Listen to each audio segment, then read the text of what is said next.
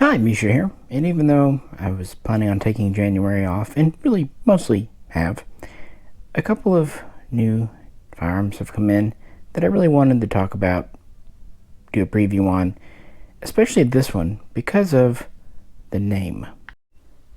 The released, or recently re-released, Romanian Cugir, imported by Century Arms, AES10B2. Anyone who's followed the channel knows that I have a soft spot for RPKs, and when it comes to a classic RPK, not a modern RPK-M type, but a classic Woodstalker 760x39, the AES10B, it's been the go-to for 20 years. Well, the AES10B has been off the market for a while, and then this AES10B2 pops up, and I'm quite curious. Is it the same? Is it different? What are the differences? So, even though I've been trying to relax a bit, take care of some personal things, and, actually launch into some new ideas, I had to kind of do a vacation interrupt to talk about this, and also one other AK we'll do in a separate video. But before we get into that, I do want to make a few channel announcements. For one, I'm going to be doing a new tier or option on Patreon. I don't have it completely ironed out yet, but anyone who follows my personal channel knows I've been working on a cabin in the mountains and also a shooting range.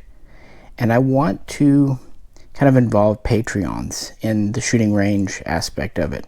So if you're interested, kind of be looking over on our Mishaco Patreon for the announcement of the new tier or new rewards system. Once I get all the bugs worked out and kind of a great idea of what's going to happen, I'll let you know. And if you haven't signed up on Patreon, it would really help us in 2024, because we really want to get more range time in, and ammo's not getting cheaper. Also, even though I'm still kind of relaxing for a bit more, I think I'm ready to do another live stream. So check in. If all goes to plan, probably we'll do that Thursday, February 1st, but life's been a little unpredictable lately, so if it doesn't happen, I apologize, but I'd like to do a live stream, talk with all of you, let you know how I've been doing, and also see what we all thought about SHOT Show 2024. And speaking of thinking of, the AES10B2. While you've been looking at it while I ramble on here, you might think, well, this looks a lot like the original AES10B. Why the name change? What's the difference? Well, gonna be honest with you, there isn't one. Much to my delight, this is the same good old semi-automatic civilian legal RPK we've had time and time again.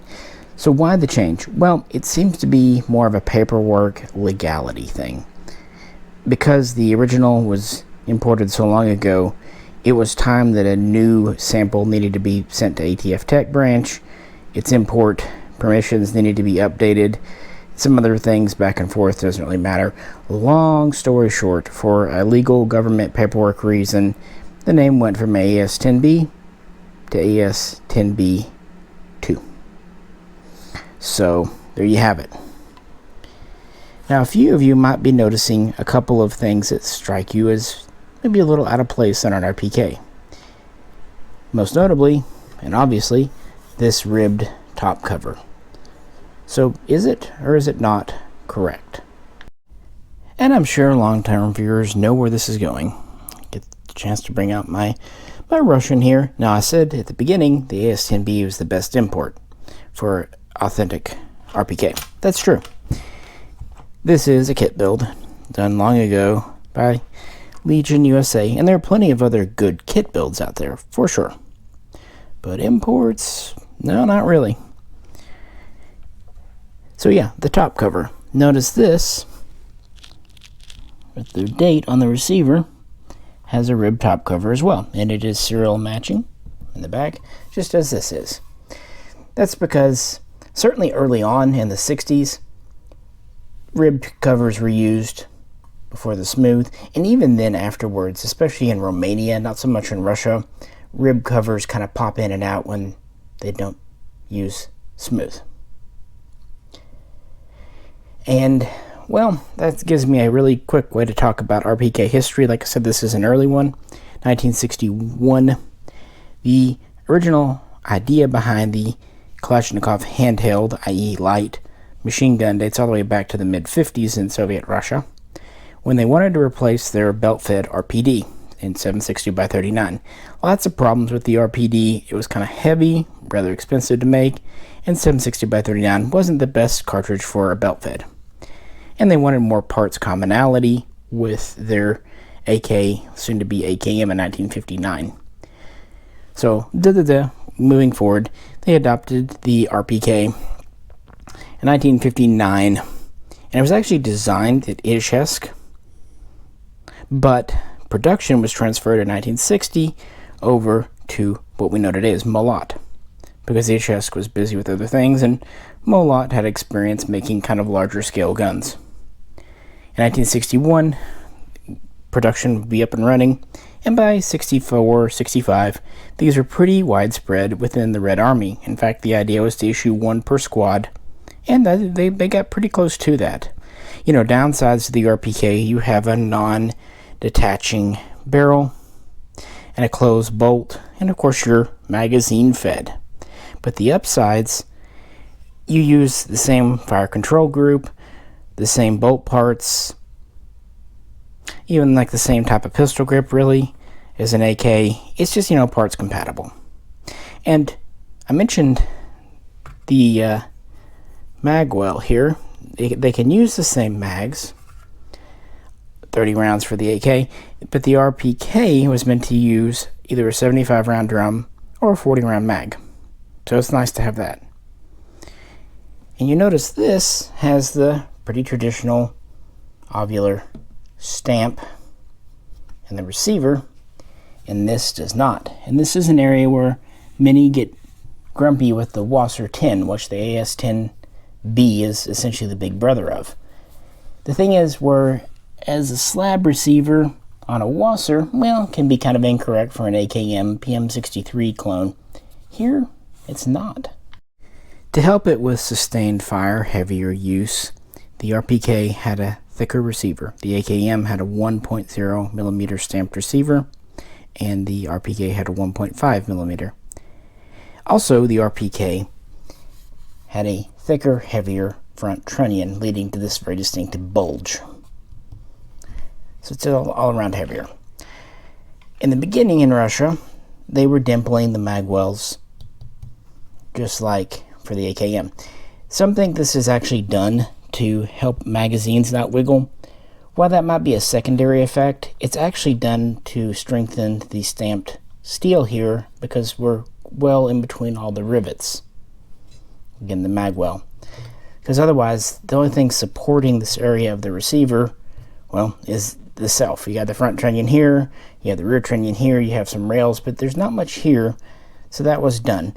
But Molot soon discovered in the mid-60s that that really wasn't necessary. It might even be counterproductive. So in Russia in the 60s, they went to a slab side receiver. And to make up the difference, they actually put little plates inside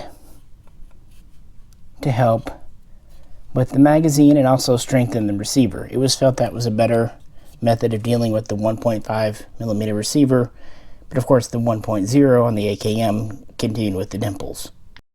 So yes, your later style Russian RPKs and all your RPK 74s have the slab receiver. Now, why is the Romanian gun so authentic to the original RPK when the other kind of heavy barrel Kalashnikov imports like the Valmet or the Yugoslavian M72, which is just now coming up from Zastava, really aren't? Not that they're bad guns, but they're not as direct copies. Well, the RPK was popular, but most nations, like East Germany, just bought what they needed from Russia. Other nations, like Poland, used, say, the RPD or other guns instead. Romania, though, was one of the few to officially obtain production rights and licensing for the Kalashnikov handheld machine gun. Known in Romania as the PM64, the Model 1964 light machine gun, production would be started at the Cugir arsenal in 1965 or thereabouts, and initially would be pretty much exact copies of an early Molot, including having a ribbed top cover. Fun fact, some of them even had a standard rear sight off their PM63 line. I guess they didn't have enough of the windage and elevation adjustable sights. I'm not sure. Either way, that's because they had the production rights, and they continued building these and continue building these to this day. Now in Romania, they were doing the dimpled receivers for a bit longer. In fact, it wasn't until at least 1974, maybe 75, they went to the slab receiver. But since this is a newer gun, yeah, slab receiver is 100% correct for this style. But if you're going to do a parts kit build, if you get an earlier PM64 kit and you're wondering which receiver to use, well, if your trunnion is dated before at least 1973, then you should go like with this one here. But if it's after, slab would probably be your best way to go. On the other hand, hell, it's your gun. Do whatever makes you happy. And what makes me happy is this kind of unique bipod. So both of these have a 23 1/4 heavy wall barrel.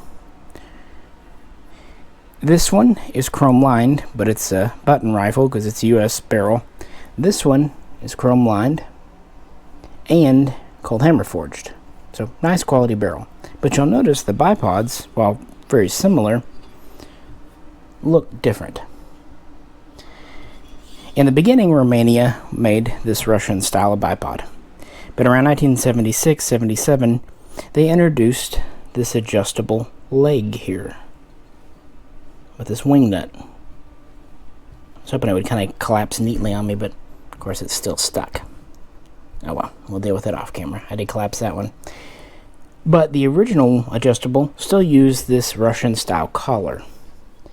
Now this collar sits a little high, and it's held on with the front sight base. If you need to remove it, then you gotta pop the whole thing off. But in the 80s, they went to this new style of collar that hangs lower and has this double-ended nut, which is screwed. So basically a bullet in each side you can twist, and while the collar still stays on, the bipod itself slips out of this housing for storage, replacement, what have you. I think that's pretty cool, and it's one of the few kind of improvements that Romania made to the design. Keep in mind, in the 1980s, Russia was no longer making it, at least not for their own use. Now, this has the wood pistol grip, and early on, some Romanian guns did as well, but they would soon go to their rather distinctive concave checkering. They use the same type of buttstock, same type of handguard. But one thing you'll notice on this gun is we have this carry handle here. It's very stiff because it's new. Many think this is an RPK part, but it's not. Russian RPKs never had it. That was something that Romania started doing in the mid to late 80s. You mostly see it on their 5.45 by 39 RPK guns, but, well, at least some autos have it on 7.62. Russians never did, so it's not missing on this or your Yugo or whatever. It's just kind of unique to Romania. And speaking of being unique to Romania, let's swap out our comparison guns.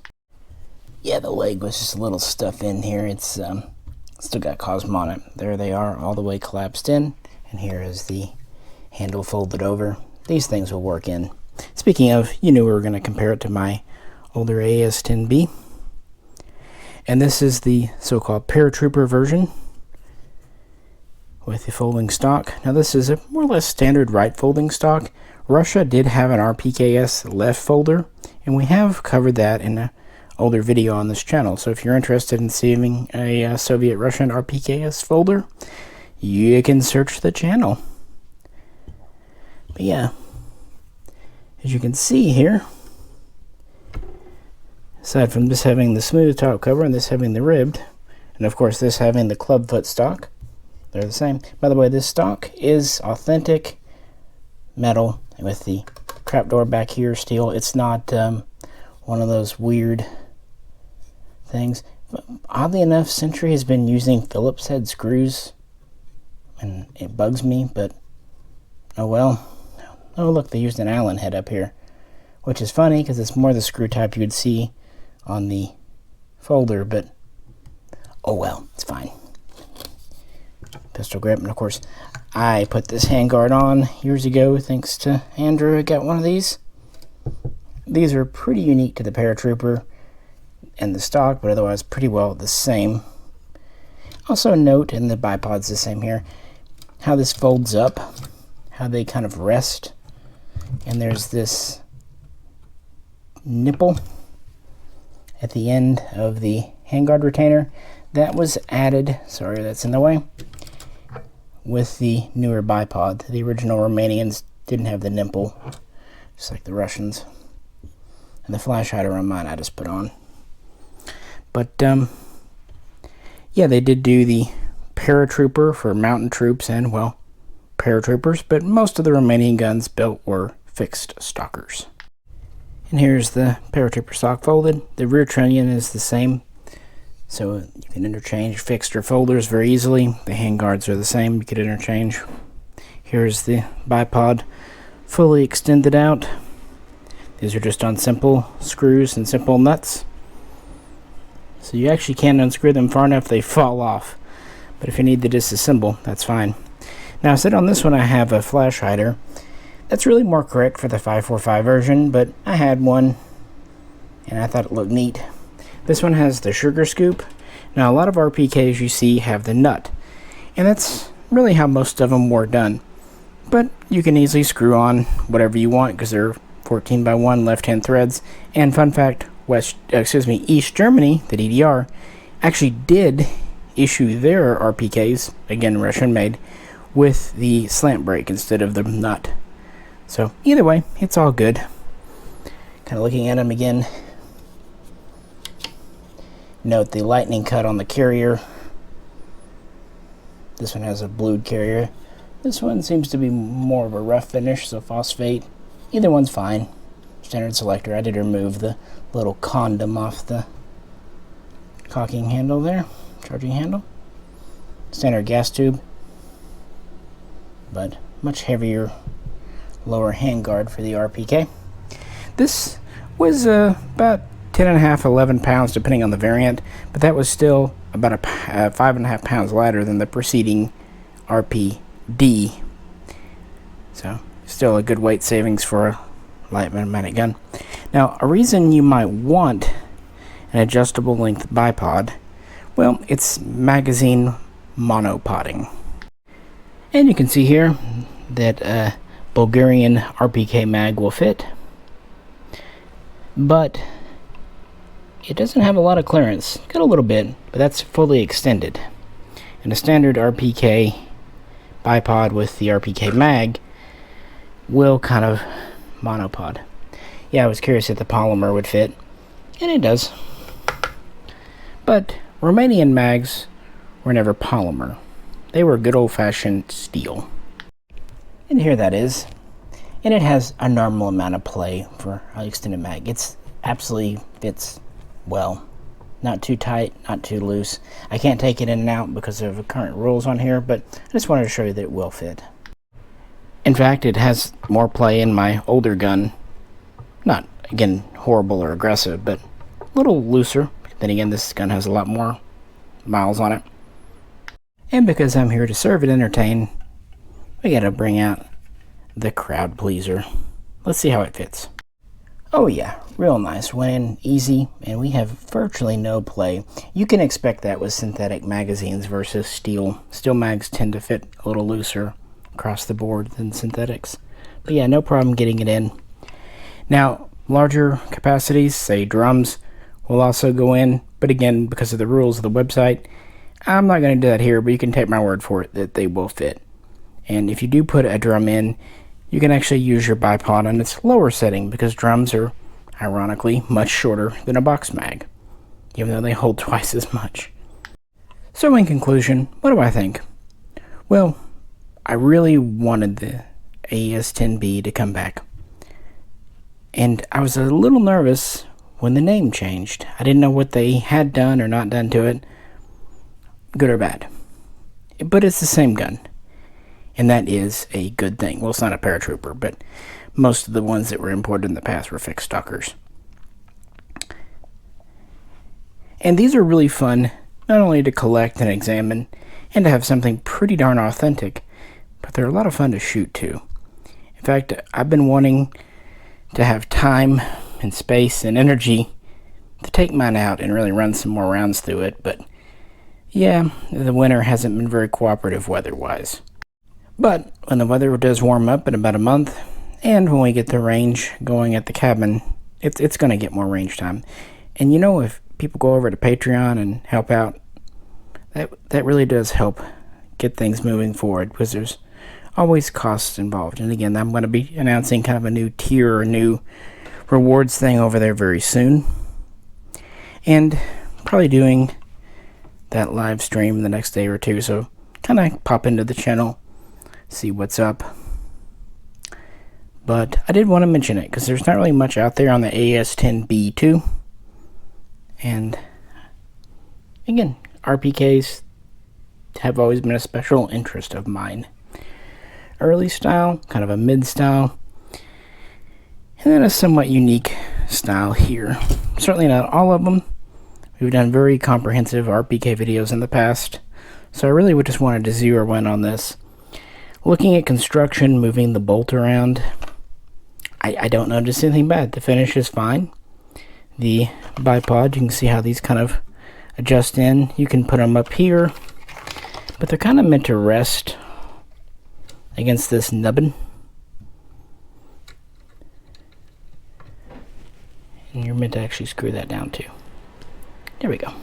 Yeah, I do notice the wings on this are smaller than the wings on this. And you will see small production differences. Heck, you might get one with a smooth top cover. This is just the one I got. But we'll get her out to the range, run a few rounds through it. Good old-fashioned clubfoot stock here. Again, here's this one. Here's the Russian. You can see it's the same pattern. Heavy-duty receiver, forged trunnion, forged bolt, long stroke Kalashnikov operating system, 2 lug. These take a standard semi-automatic trigger group. Disassembled the way you would expect. Long cleaning rod under the barrel, of course. Now, these aren't cheap, but this isn't a video to talk about selling them. This is just a review, or rather preview.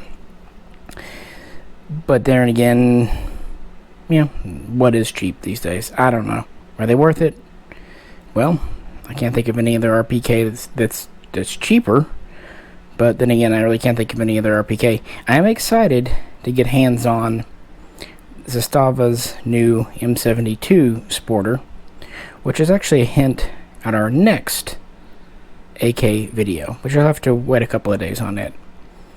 So, again, January, I've been posting not much, had other things to do, and it's really been good for me. But we can talk more about it on the live stream. And I'm still here.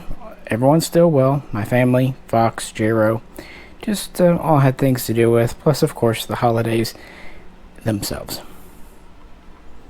With that, if you could, please do like, share, subscribe. Also comment, love to chat below about AKs and all AK things. And tune into live streams, help out on Patreon, and just kind of participate in the channel would be great and much appreciated. This is Misha, and catch you very soon next time.